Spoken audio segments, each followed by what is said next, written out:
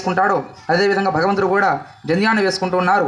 దీంట్లో 6 పోగుల జంధ్యంలో 3 పోగులు స్వామివారి తండ్రి వేస్తారు.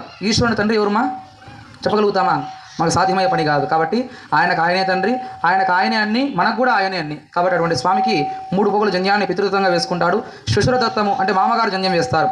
ఆ యొక్క మేనకాదేవి భర్త, పార్వతీదేవి తండ్రి అయినటువంటి ఆ పర్వతరాజు ఆ యొక్క ఇంకొక జంధ్యాన్ని కూడా వేస్తూ ఉన్నారు. కాబట్టి ఆ యజ్ఞోపవీతాన్ని అందరూ కూడా చూసి తిలకించి నమస్కారం చేసుకోండి.